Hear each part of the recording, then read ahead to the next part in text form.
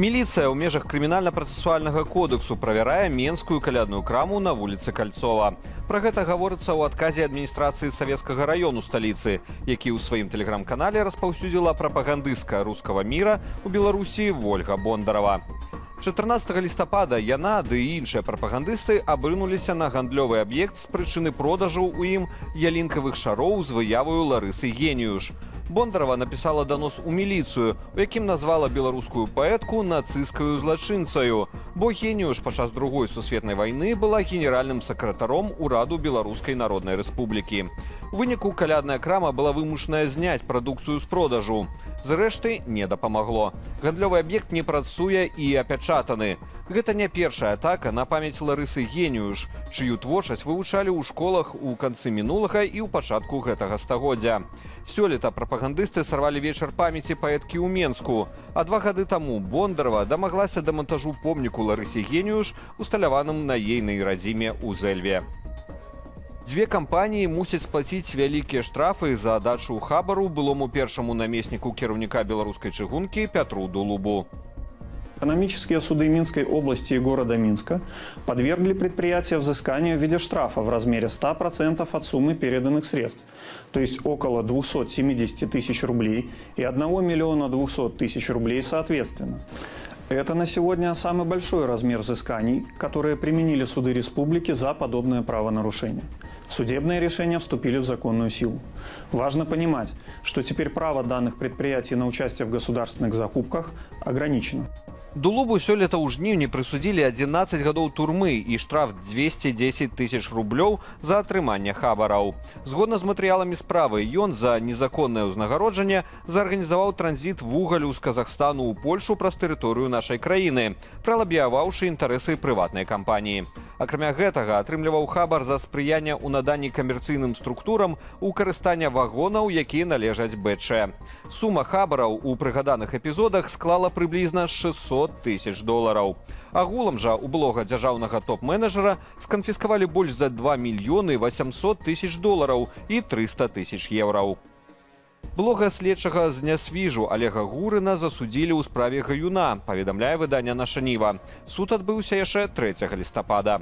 Мужчыну прызналі вінаватым у спрыянні экстрэмісцкай дзейнасці і прызначылі 3 гады хіміі са скіраваннем.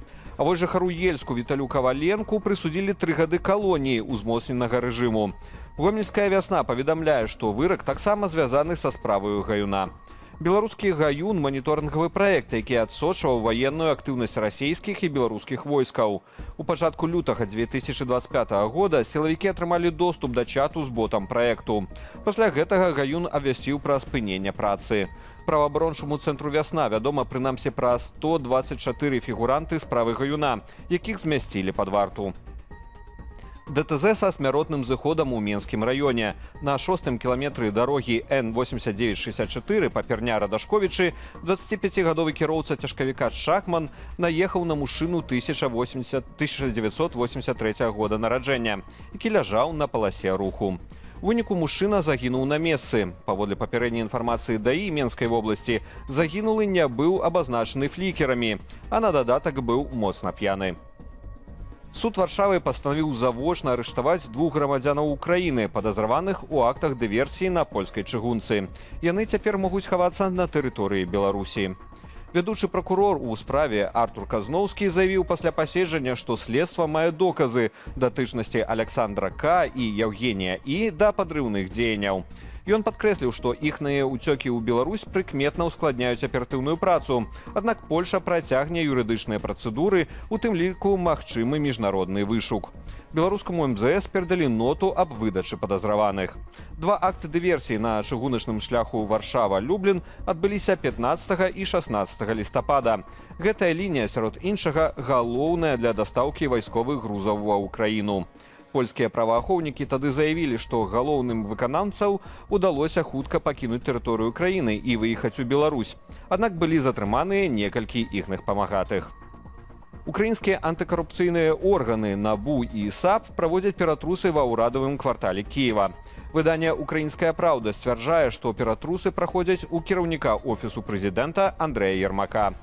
Прэсавыя службы антыкарупцыйных органаў зазначаюць, што праходзяць санкцыянаваныя следчыя дзеянні, Аднак падрабязнасцяў не раскрываюць. Мясцовыя меды і апазіцыйныя палітыкі сцвярджаюць, што Ермак фігуруе ў матэрыялах пра маштабныя карупцыйныя схемы, звязаныя з энергаатамам, пад псеўданімам Алі-Баба. Меркавалася, што Зяленскі можа адправіць Ермака ў адстаўку, аднак гэтага не адбылося. Менавіта Андрэй Ермак узначальваў украінскую дэлегацыю на нядаўніх перамовах у Жэневе датычна амерыканскага плану заканчэння вайны. Белсат працягне сачыць за сітуацыяй. Падрабязнасці ў наступных выданнях.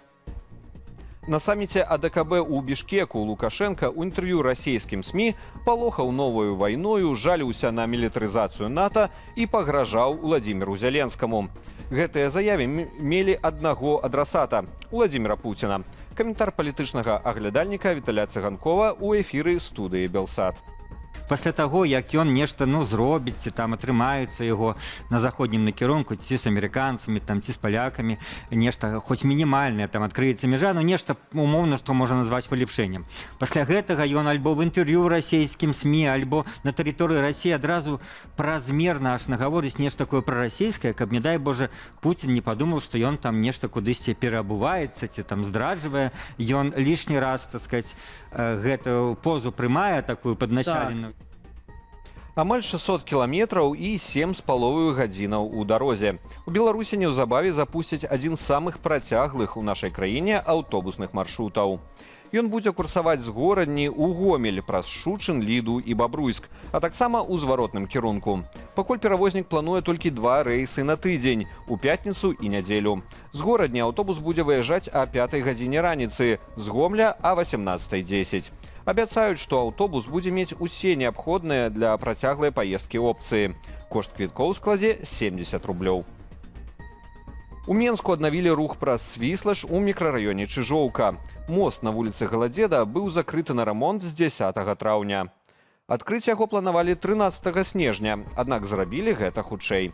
Цяпер жыхары гэтай часткі гораду не будуць губляць часу на аб'езд, а на дадатак свае звыклыя маршруты адновяць аўтобусы 88С, 98С, 108, 148С і 164.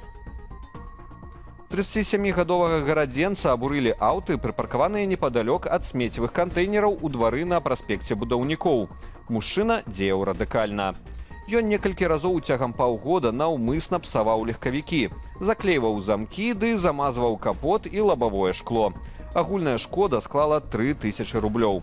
Гаспадары аўтаў, дарэчы, прыпаркаваных паводле правілаў, звярнуліся ў міліцыю. Цяпер мужчыну будуць судзіць за хуліганства. Больш падрабязная інфармацыйная карціна дня ў маіх калегаў у вечаровым эфіры аб'ектыву і студыі Белсат а 20 паводле Менску. Каб падтрымаць нашу працу, пастаўце лайк і пракаментуйце гэтае выданне ў Ютубе. А таксама падпісвайцеся на нашы іншыя ютуб-каналы і сацыяльныя сеткі Белсату. Але дбайце пра лічбавую бяспеку. Беражыце сябе і заставайцеся з Белсатам.